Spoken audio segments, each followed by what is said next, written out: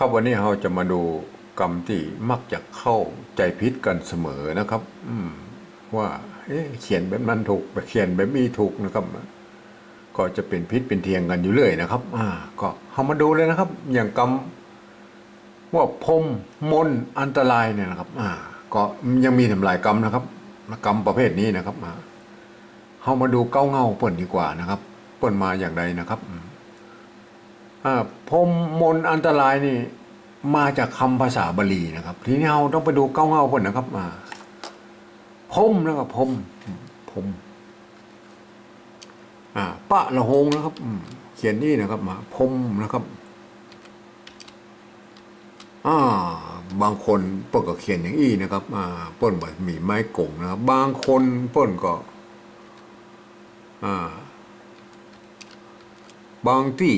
บางคนเปิ้นก็จะเขียนใส่ไม้กงอย่างนี้นะครับโอ้อันไหนถูกอันไหนผิดนะครับมันมีทุกมันมีผิดแล้วนะครับอ่านว่าพรหมพรหมนะครับครับมันมีทุกมันมีผิดนะเพราะเหตุผลเพราะว่าไอ้เก้าเงาของเปิ้นนะไอ้ตัวหน้านี่นะครับตัวหน้าเก้าเงานี่เปิ้นเป็น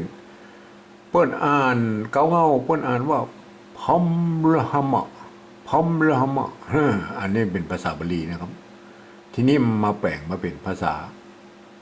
เจ้าบ้านนะครับบาลีเจ้าบ้านนะครับบาลีเจ้าบ้านผมเรียกว่าบาลีเจ้าบ้านคือปั๊บจากภาษาบาลีมาแล้วมาเพิ่มมาเป็นภาษาเจ้าบ้านคือบาลีเจ้าบ้านนะครับก็ใส่ไม่โก่งไว้นะครับพรมนะครับพรมนะครับทีนี้เฮาก็บ่ต้องอันอย่างนั้นแล้วนะครับก็เฮาก็ใครเขียนในไหนก็ว่ากันไปนะครับทีนี้กรรมที่สองนะครับมนตะนะครับมนนะครับมนเก้าเงาภาษาบาลีเปิ้นบ่มีไม้โก่งนะครับเปิ้นบ่มีไม้โก่งนะครับบนเขียนเต้าอี้นะครับมันตะนะครับมันตะนะครับมันตะมันเปิ้นอ่านอย่างนี้ก็มีตัวซ้อนเนี่ยตัวหน้าซ้อนตะนี่นะครับก็เท่ากับมีไม้หันอากาศอยู่ข้างบนนี่นะครับอ่านว่ามันตะนะครับบางที่เปิ้นก็เขียนว่าอย่างอี้นะครับเปิ้นใส่ไม่โกงนะครับมาแปลงมาเป็นภาษาชาวบ้านนะครับเป็นมนตะนะครับมนตะนะครับ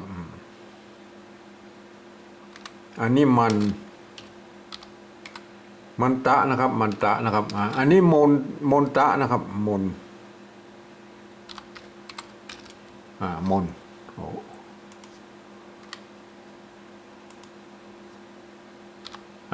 อันใส่ไม้ละห้ามเนี่ยครับนี่นะครับท่านก็คงเข้าใจนะครับว่าที่มาที่ไปมันเป็นอย่างไรนะครับเห็นไหมฮะเมื่อเปรียบเทียบกับเปิ้นเห็นภาษาชาวบ้านแล้วไปใส่ไม่กงนี่นะครับแถมกรรมนะครับแถมกรรมก็อันตรายภาษาและบาลีดั้งเดิมเปิ้นภาษาบาลีดั้งเดิมเปิ้นอันนะครับ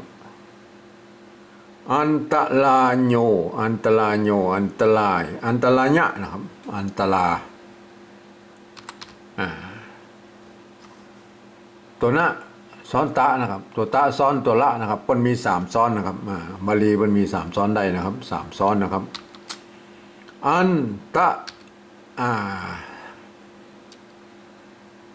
อันตรายะครับไม้กานี่ใส่ไปแล้วมันไปอยู่ที่ปุ่นนะครับอยู่ที่ตัวนาปุ่นนะครับเป็นนาแล้วครับอันตรายะนะครับอันตรายะนะครับอันตรายะอันตรายะนะครับอันตรายะอ่านว่าอันตรายะนะครับทีนี้พอมาเปลี่ยนภาษาชาวบ้านนะครับภาษาชาวบ้านเพิ่นใส่ไม้กงไว้นะครับเพิ่นใส่ไม้กงนี่นะครับอันตัวตะละนะครับเหมือนกันนะครับซ้อนเหมือนกันนะซ้อนตะซ้อนละนะครับมี3ซ้อนนะครับใส่ไม่กาไว้นะครับมันก็ไปอยู่ที่ตัวนานะครับตัวญะนะครับมาเป็นภาษาชาวบ้านเปิ้นเอาตัวญะนี่ไปสะกดแล้วนะครับ อันตรายโอนตรายนะครับโอนโทษทีโอนนะครับโอนอันนี้โทษทีสิอันนี้มันต้องอันนะครับอันนี้อันตรายะนะครับโอนนะครับโอนตรายอันนี้โอนตรายนะครับอันนี้อันตรายะนะครับก็บ่มีตัวในพิษได้ถูกนะครับท่านก็คงเข้าใจนะครับว่าเก้าเงาบาลีเปิ้นเป็นอย่างอี้นะครับอันตรายะนะครับแต่พอมาเขียนเป็นอันตรายอย่างอี้เนี่ยอันนี้เป็นภาษาชาวบ้านนะครับเห็นไหมครับคำว่าพรมเห็นไหมครับภาษาเก้าเงาบาลีเปิ้นเป็นอย่างอี้นะครับพรมเรือหมะพอเปิ้นใส่ไม่โกงไปก็เป็นภาษาชาวบ้านนะครับพรมนะครับพรมอันนี้ก็มันตะนะครับภาษาเก้าเงาบาลีเป็นมันตะนะครับมันตะภาษาชาวบ้านมนตะนะครับหรือใส่ละห้ามกับมนนะครับ